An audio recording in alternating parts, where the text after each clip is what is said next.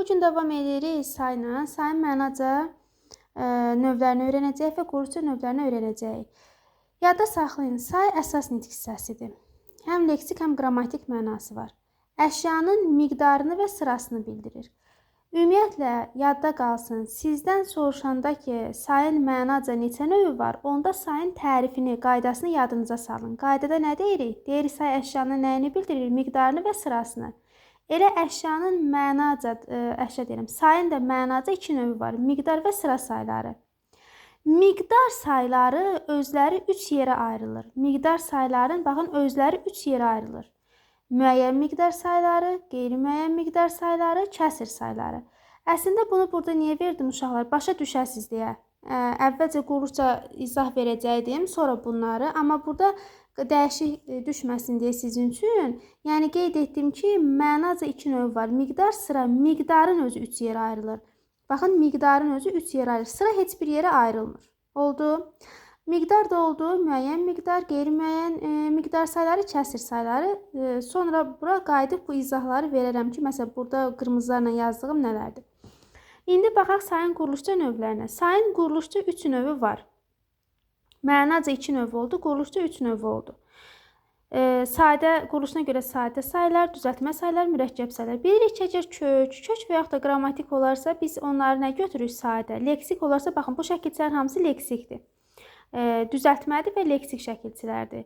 Leksik şəkilçi olarsa düzəltmədir və 2 və daha artıq sözün birləşməsindən yaranarsa mürəkkəbdir.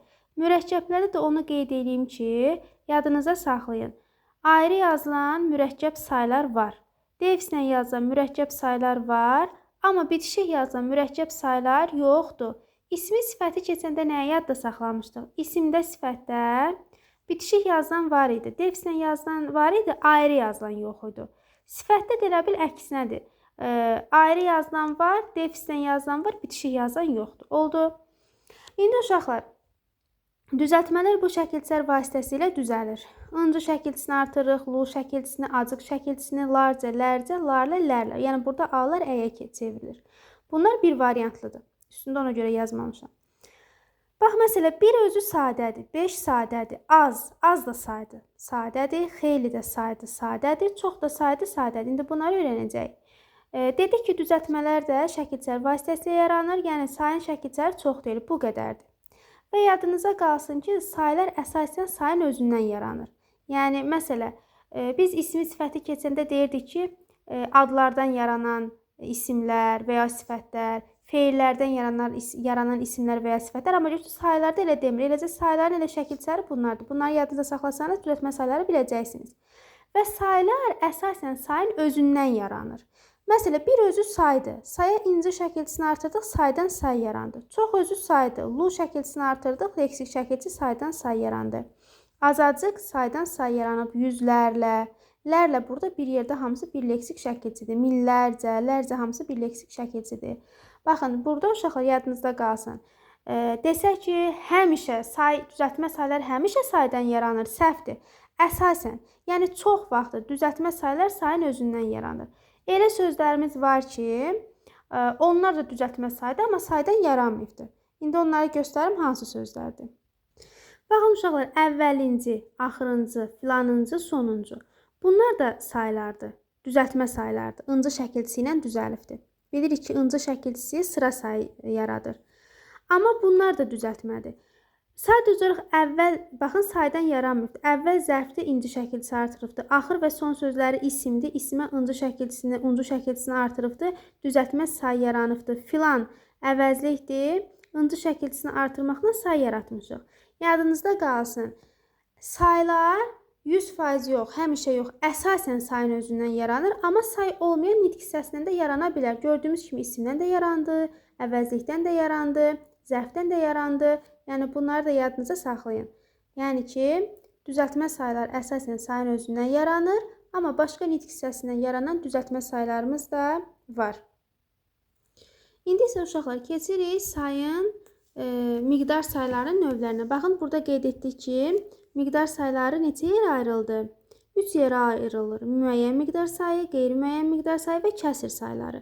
Burada qısa şəkildə qeyd etmişəm. Ümumiyyətlə, sayın özü Neçə, nə qədər, neçənci sualına cavab verir. Sayın özü. Bu suallardan birinə cavab verir. Amma miqdar saylarının özü də 3 yerə ayrılır və hərəsinin öz sualı var. Həmçinin hərəsinin özünə uyğun, ümumilikdə sayın özü quruluşca sadə düzəltmə mürəkkəb olur, elədir. Miqdar sayları da 3 yerə ayrılır və bunların da ayrı-ayrılıqda quruluşca növləri var. Məsələn, müəyyən miqdar sayları nə deməkdir? Yadınızda qalsın. Müəyyən miqdar sayları odur ki, əşyanın konkret sayını bilirik. Yəni, konkret bilirik ki, biri var deyə 5 kitab, biri var deyə çoxlu kitab. 5 kitab deyəndə konkret şəkildə sayının dəqiq olduğunu biliriksə, müəyyən miqdar sayıdır.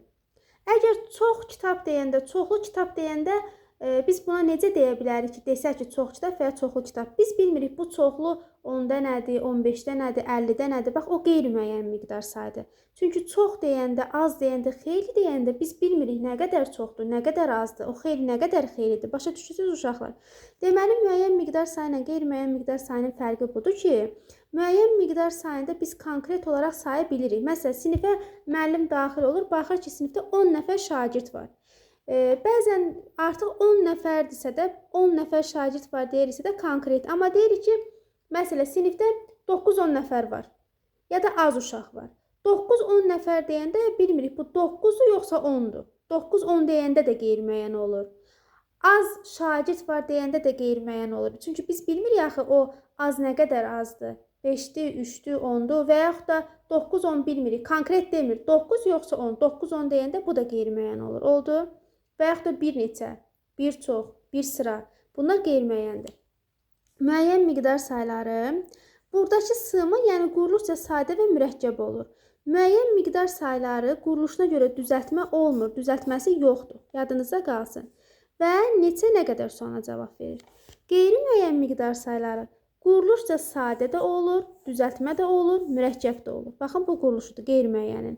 Və qeyri-müəyyən miqdar sayları da nə qədər sualına cavab verir. Bir də miqdar sayının məna növündən biri də kəsr sayıdır. Kəsr sayı da quruluşca yalnız mürəkkəb olur. Yəni bunun nə sadəsi olmur, nə də düzəltməsi olmur. Yalnız mürəkkəb olur. Sualı da nə qədər, neçə hissə.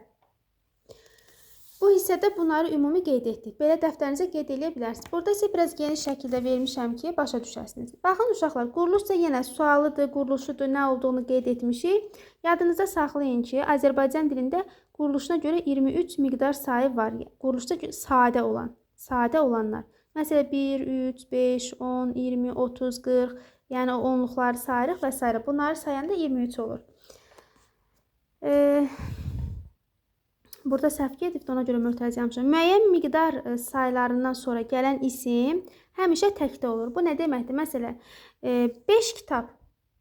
5 müəyyən miqdar sayıdır, elə deyil. Bundan sonra gələn isim təkdə olmalıdır. Sizə belə versə 5 kitablar səhv olur. İngilis dilində belədir, 5 books. Axırında S-dən bilirik ki, cəmdədir, elə deyil. İngilis dilində bəli, qayda olaraq saydan sonra gələn isimlər S cəm şəkilçisini qəbul edə bilər. Amma Azərbaycan dilində elə deyil. Məsələn, 10 dəftərlər desə səhvdir. Müəyyən miqdar sayından sonra gələn isim təkdə olmalıdır. 10 dəftər. Bunu da yadda saxlayın. Bir istisnamız var uşaqlar. Məsələn, 1000 sözündən sonra illər gəlsə, yəni zaman mənası bildirən sözlər gəlsə, 100 illər əvvəl, 1000 illər əvvəl, milyon illər bundan qabaq və s. Bu mənalarda saydan sonra, müəyyən miqdar sayından sonra gələn söz cəm şəkilçisini qəbul edə bilər. Yəni, burada bunu düz götürürük. Oldu?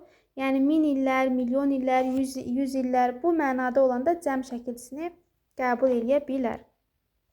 Müəyyən miqdar sayları haqqında bu qədər. İndi qeyri-müəyyən miqdar sayları. Qeyri-müəyyən miqdar sayları da quruluşca bayaq qeyd etdik ki, sadə, düzəltmə, mürəkkəb olur. Nə qədər sualına cavab verir. Təxmini, əşyanın təxmini miqdarını bildirir. Yəni, qeyd etdiyimiz kimi. Desək ki, sinifdə çoxlu şagird var. Çoxlu qeyri-müəyyəndir. Niyə? Çünki konkret bilmirik ki, bu çoxlu 25 nəfərdir, 30 nəfərdir, 32 nəfərdir. Başa düşürsünüz? Məsələn, deyirəm ki, az şagird var. Az nə qədərdir? 3-dür, 5-dir. Baxın, bunu bilmirik. Və yaxud da deyir, sinifdə 5-6 nəfər var. 5-6 defslə yazılır. Bilmirik, 5 nəfərdir, yoxsa 6 nəfərdir. Baxın, bunların sayı konkret deyil deyə biz bunlara deyirik qeyri-müəyyən miqdar sayları. Və burada uşaqlar hansı qeyri-müəyyən miqdar sayılar daha çox sizin qabağınıza çıxacaq qeyd etmişəm. Az, çox. Burada az, çox defisinədir. Yəni bunları əslində bildiklərimizdir. Xeylidir, yüzlərcə, minlərlə və s. Quruluşuna dedik ki, qeyri-müəyyənlərdə üçü də olur. Sadə də olur, düzəltmə də olur, mürəkkəb də olur. Siz nəyə diqqət yetirəcəksiniz? Elə qeyri-müəyyən miqdar sayıları var ki, onlardan sonra gələn isim, daha doğrusu gələn isim deyəndə qayda tam doğru olmur. Aid olduqları isim. Onların aid olduqları isim, gələn isim deyirəm ki, yadınızda qalsın.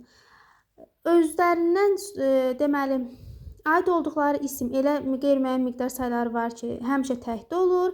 Elə qeyri-müəyyən miqdar sayıları var ki, həm təkdə, həm cəmdə olur. Həmin sayıların aid olduğu isim. Eləsi də var ki, yalnız cəmdə olur. Baxın, buranı mütləq yadınızda saxlayın. Mütləq ən əsas yer qeyri-müəyyənlərdə bu hissədir. Uşaqlar, bir neçə sözü, az sözü, xeyli sözü, bir qədər sözü. Bu 4 dənəsindən sonra gələn isim təkdə olur. Yenə də deyirəm, əslində gələn yox, aid olandır. Bu biraz yuxarı sinifə aiddir. Deyir, sizin çaşbaş salmaq istəmirəm, amma yadınıza saxlayın. Baxın, bir neçə qələm.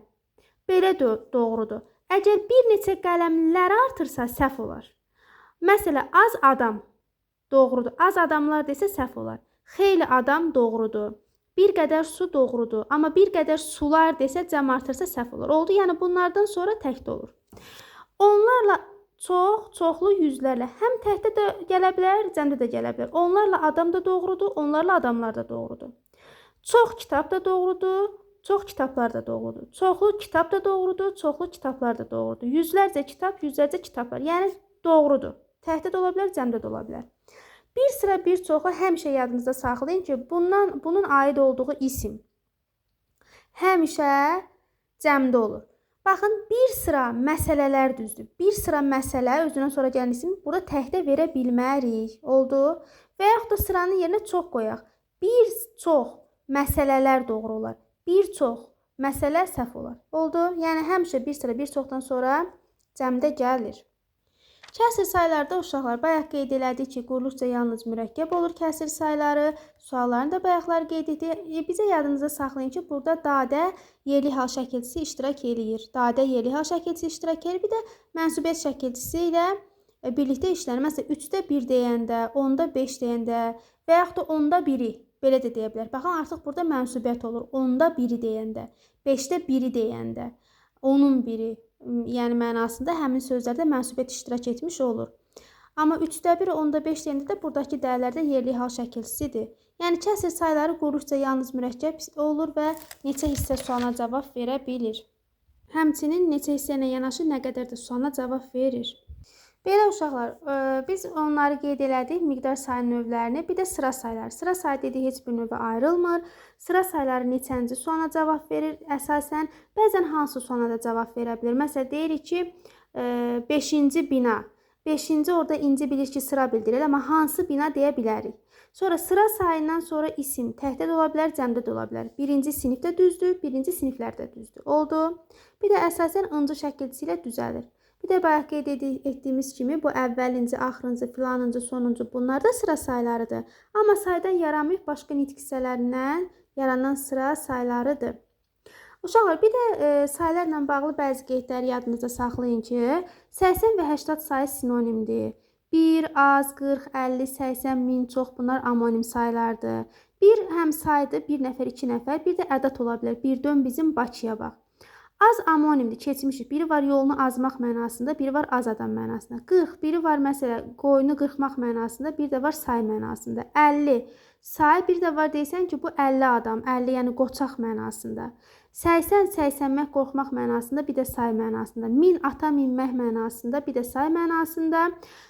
Çox sözü də deməli, hansı mənalarda işlənə bilər? Yəni, çox sözümüzə deyir ki, say kimi götürük, hansı mənalarda?